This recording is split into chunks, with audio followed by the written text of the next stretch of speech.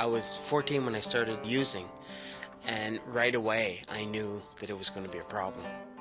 I had my own business. I had, a house. I had a wife, child, and one day my wife said, leave, and that's what triggered it. Life becomes unmanageable, unlivable. It was tremendous suffering. I thought I was going to die on the streets. It seemed an impossibility for me, and I lost hope.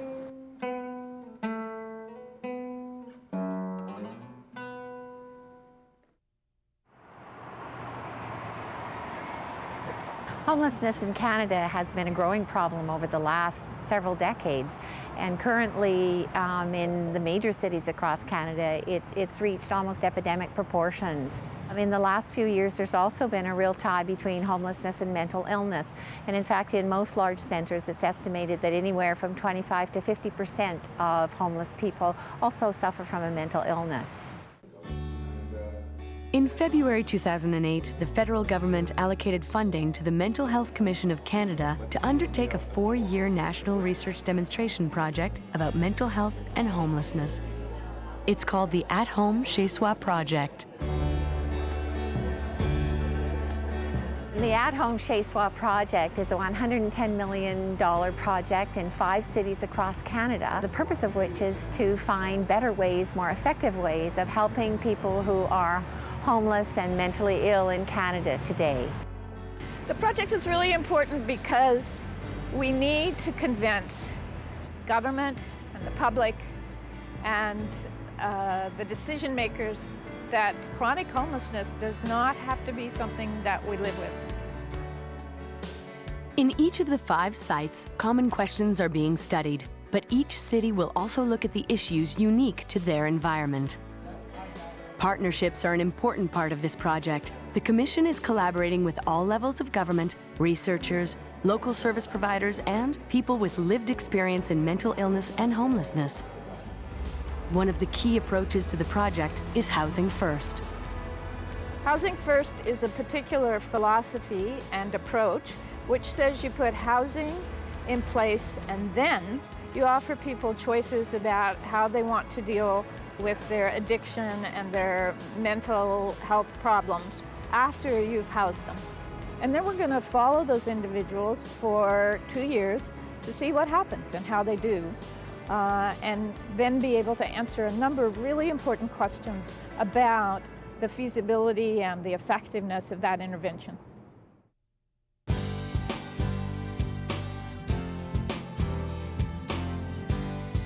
The 5 cities chosen to take part in the study reflect the diversity of the mental health and homelessness issues in Canada. The Vancouver project is focusing on a rapidly growing homeless population with mental health issues and high rates of substance abuse. And that comes with many physical, long-term chronic health conditions as well. So the HIV/AIDS rate among people who are homeless and have mental illness is very high. Hepatitis C, diabetes, other kinds of chronic physical conditions are fairly extensive, I guess, in the population that we'll be supporting through the project.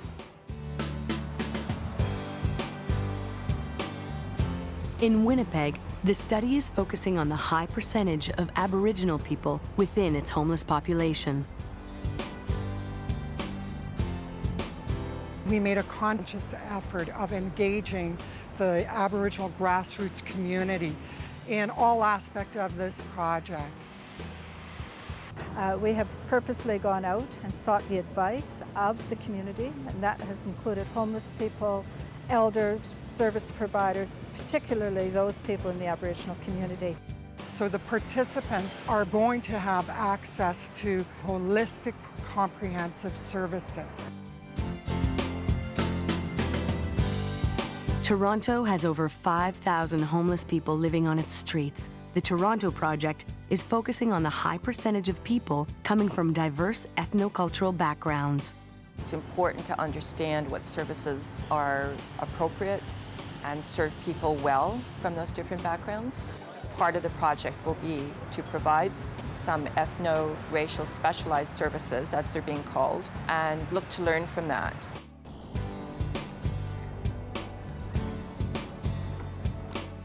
One of the country's largest homeless populations is in Montreal. The study here is looking at outcomes related to social housing, as well as helping people eventually return to the workplace.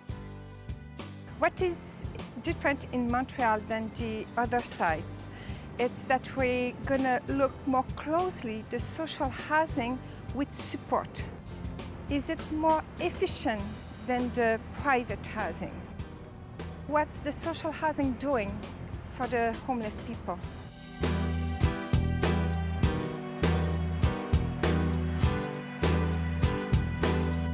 In Moncton, one of Canada's fastest growing cities, the project is focusing on the availability of services. It will also study the needs of homeless people living in rural areas. And in Moncton, one issue is that some of the homeless population is moving to bigger cities. So when you go on the street in the big cities and you begin speaking to people, they come from Atlantic Canada, a lot of them, and a lot of them will come from Moncton and my rural community. We want to keep them in their community, and we want to be able to help them so they don't have to go to the big cities anymore.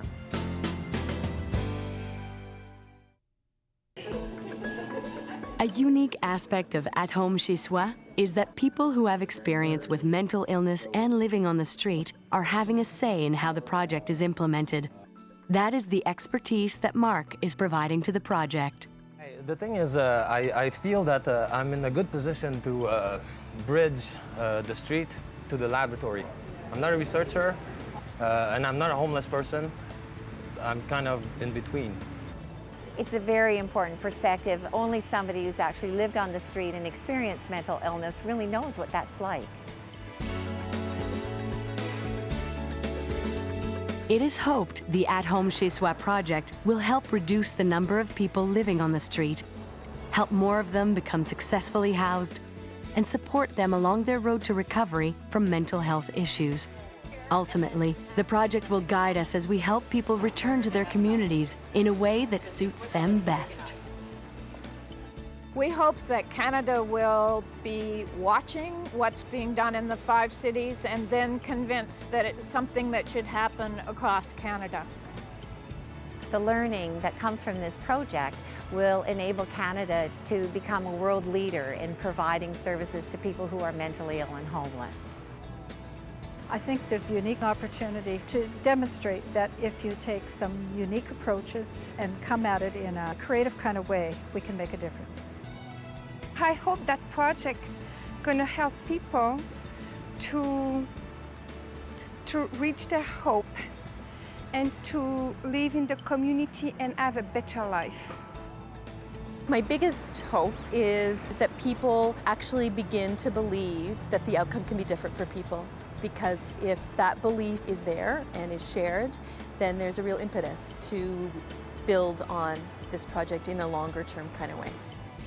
I think the outcome of this project is to give people a real sustained helping hand. That's what this project is all about. It's finally, we are going to all be there for them, and we are going to make a difference in their lives.